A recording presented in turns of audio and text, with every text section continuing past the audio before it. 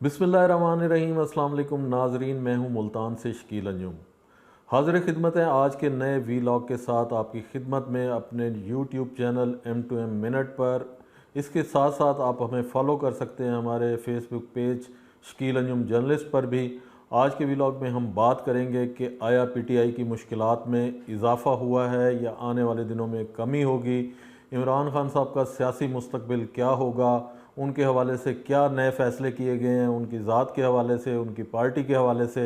इसके अलावा आज के व्लॉग में हम ये भी बात करेंगे कि जहांगीर खान तरीन वो किन सियासी जमातों के लिए इस वक्त ख़तरा बन चुके हैं, कौन सी दो बड़ी जमातें हैं जो उन्हें अपने लिए ख़तरा महसूस करती हैं, इस व्लॉग पे भी बात करेंगे। इसके अलावा PTI के जो लोग इस वक्त PTI को छोड़ते जा रहे हैं रोज़ाना की बुनियाद पर, और मैं ये समझता हूँ कि जितनी जल्दी PTI के लोगों ने PTI को छोड़ा है इसके बारे में तवक्को नहीं की जा रही थी। और ऐसे ऐसे लोग जो ये दावा करते थे कि उन्हें गोली मार दी जाए तो वो PTI को खैरबाद नहीं कहेंगे, वो भी PTI को छोड़ के जो है इस वक्त उनका ये कहना था कि हमने अपनी सियासत को ख़त्म कर दिया है, सियासत छोड़ दी है। लेकिन आपने ये देखा कि जिन लोगों ने ये कहा था कि हमने सियासत में ब्रेक लिया है, हमने एक लंबी ब्रेक पे जाना है, तो मुझे लगता है उनकी ब्रेक जो है वो बहुत जल्दी फेल हो गई है। और उनमें सर फहरिस्त जो हैं वो फवाद चौधरी हैं। उन्होंने दोबारा जो है वो सियासत में आकर एंट्री डाली है और उनकी कोशिश है कि वो किसी ना किस तरीके से जो मुस्लिम लीग जो PTI के लोग हैं जिन्होंने PTI को छोड़ा है, शायद उन पर मुश्तमिल एक नई जमात जो है वो बनाई जाए, शायद उसका नाम PTI हो। लेकिन उसकी क़यादत जो है वो इमरान खान साहब नहीं करेंगे, बल्कि उसकी क़यादत के लिए उन्होंने शाह महमूद कुरैशी साहब से रब्ता किया है, उनसे मुशावरत की है। तो आने वाले दिनों में देखते हैं कि आया minus Imran Khan PTI formula किस हद तक कामयाब होता है। कि शायद इस वक्त लगता यही है कि इमरान खान भी पाकिस्तान की सियासत में अल्ताफ़ हुसैन बन चुके हैं। जिस तरीके से उन पर पाबंदियाँ आयद की गई थी, इमरान खान साहब पर भी पाबंदियाँ आयद कर दी गई हैं। इतलात यही हैं कि इमरान खान साहब अब जिस तरीके से मीडिया में उन्हें दिखाया जाता था पाकिस्तानी मीडिया पर, उस तरीके से शायद वो अब हमें दिखाई नहीं दें। शायद नहीं बल्कि यकीनन, बल्कि ये खबर कंफर्म है कि इमरान खान साहब पर अब पाकिस्तानी मीडिया पर उस अंदाज में जो है वो उनकी ख़बरें या उनकी तकारीर या उनकी जो कवरेज होती थी वो नहीं दिखाई जाएगी। सबसे पहले हम बात करते हैं कि आया PTI की मुश्किलात में इजाफ़ा हुआ है या नहीं हुआ। जो मुल्तान में 9 मई में को हुआ, जो लोग PTI के आए और जिनको मकामी क़यादत ने PTI की मकामी क़यादत ने इस बात पर उकसाया कि वो कैंट की हदूद में आएँ और आकर मुल्तान के जो कोर कमांडर हैं उनके रिहाइश गाह पर हमला आवर हों, और बहुत सारे लोग वहाँ पर इकट्ठे हुए। उन्होंने चेक पोस्ट भी क्रॉस की। तो आपको ये मैं बताता चलूँ कि जो जियो फेंसिंग की रिपोर्ट है वो एजेंसीज़ को और पुलिस को मौसूल हो चुकी है। उस पर आज फिर दोबारा एक मीटिंग हुई है।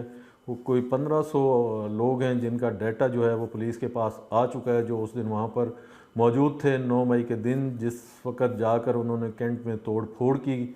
और जिन जो लोग उनको हिदायत दे रहे थे उनका डाटा भी पुलिस के पास आ चुका है। अभी देखना यह है कि पुलिस उनके हवाले से क्या कार्रवाई करती है। तो मुझे लगता यह है कि आने वाले दिनों में PTI की जो मुश्किलात हैं उसमें कमी की बजाय मैं इजाफ़ा देख रहा हूँ कि फिर एक दफ़ा जो है मुल्तान और जनूबी पंजाब और पाकिस्तान भर में पकड़ धकड़ का सिलसिला एक दफ़ा फिर शुरू होगा, और मज़ीद जो लोग हैं वो गिरफ़्तार होंगे, और फिर जिसने जितना जुर्म किया होगा उसको उसके मुताबिक ही सज़ा दी जाएगी। इसके साथ साथ जो लोग उनसे राब्ते में रहे उनके बारे में भी मुसद्दक़ा इतलात हैं। जो लोग गिरफ़्तार हुए थे उन्होंने भी अपने बयानात रिकॉर्ड किए कि उन्हें इस बात पर किसने उकसाया कि वो जो है आकर कैंट की हदूद में हमला आवर हों। तो इस हवाले से ये भी इतलात हैं कि अभी तक जो मुल्तान से MNA थे मलिक आमिर डोगर, और जनूबी पंजाब PTI के सदर थे ओन अब्बास भप्पी, और इसके अलावा शाह महमूद कुरैशी का नाम भी ये इसी फहरिस्त में शामिल है कि शायद अभी तक उनको जिस तरीके से बाकी लोगों को माफ़ी दी गई है अभी तक उनको माफ़ी नहीं मिली है। अभी तक उनका जो फ्यूचर है उसके बारे में भी कुछ नहीं कहा जा सकता। तो हम बात करेंगे कि जहांगीर खान तरीन के हवाले से कि वो किन दो जमातों के लिए इस वक्त ख़तरा बने हुए हैं और कौन सी दो जमातें जो उनको अपने लिए ख़तरा महसूस कर रही हैं। तो वो पीपल्स पार्टी और मुस्लिम लीग नून हैं। क्योंकि इनकी कोशिश थी कि जहांगीर, और वो ये तवक्को कर रहे थे कि जैसे ही जो सियासी मंजरनामा मुल्क का तब्दील हुआ है, जहांगीर खान तरीन जो है वो पीपल्स पार्टी में शामिल हो जाएंगे या मुस्लिम लीग नून को ज्वाइन कर लेंगे। लेकिन जब उन्होंने अपनी अलहदा पार्टी बनाने का ऐलान किया है तो ये दोनों बड़ी जमातें जो है जहांगीर खान तरीन को अपने लिए ख़तरा महसूस कर रही हैं, क्योंकि उनको ये तवक्को थी कि जो पीटीआई के छोड़ने वाले अरकान असम्बली हैं और ख़ास तौर पर जो इलेक्टेबल हैं, वो ये समझ रहे थे कि शायद हमारी जमातों में आकर फौरी तौर पर शामिल हो जाएंगे और हमारी मिन्नत करेंगे कि हमें टिकट दिया जाए, हमारे साथ वादे किए जाएं और हमें जो है अपनी पार्टी में शामिल किया जाए। लेकिन अब तक की जो सूरत हाल है उसमें आप ये देखें कि बहुत कम लोग हैं जिन्होंने अभी तक मुस्लिम लीग नून या पीटीआई को ज्वाइन किया है। कुछ लोग ऐसे हैं जिन्होंने पीएमएलक्यू को ज्वाइन किया है, जबकि इन दो जमातों को जो ये तवक्को कर रहे थे उसके मुताबिक जो है पजीराई नहीं मिली है। कुछ लोगों ने कल पीपल्स पार्टी को जनूबी पंजाब से ज्वाइन किया है, जिनका जो फिगर है वो 25 बताया जा रहा है। लेकिन ये वो लोग हैं जो इलेक्टेबल नहीं हैं। ये जो इलेक्टेबल हैं वो अभी तक खामोश हैं, वो देख रहे हैं कि कौन सी जमात जो है वो किंग्स पार्टी बनने जा रही है तो उसमें वो शमूलियत इख्तियार करेंगे। आज जहांगीर खान तरीन ने इस्लामाबाद भी गए, वहाँ पर भी राब्ते किए, क्योंकि जहांगीर खान तरीन पीटीआई में 2011 में वो शामिल हुए। उसके बाद वो पीटीआई के जनरल सेक्रेटरी और उसके बाद इमरान खान के करीब तरीन साथी समझे जाते थे, और पीटीआई के जो लोग हैं वो उनसे राब्ते में रहे। उन्होंने पीटीआई को बनाने में अपना बड़ा अहम किरदार अदा किया, उनकी बड़ी इन्वेस्टमेंट है। तो मैं ये समझता हूँ कि पीटीआई के लोग जो हैं वो ये समझते हैं कि वो तरीन साहब के साथ ज़्यादा कंफर्टेबल होंगे, इसलिए अभी तक उन्होंने कोई दूसरी जमात जो है वो ज्वाइन नहीं की है। तो लगता यही है कि तरीन साहब जो है वो अपनी एक अलहदा शनाख्त और जमात बनाने में कामयाब हो जाएंगे, और जो एक सियासी खला पैदा हुआ है 9 मई के बाद पीटीआई के लोगों का छोड़ के जाने वालों का, वो सियासी खला जो है वो जहांगीर खान तरीन पुर करने जा रहे हैं।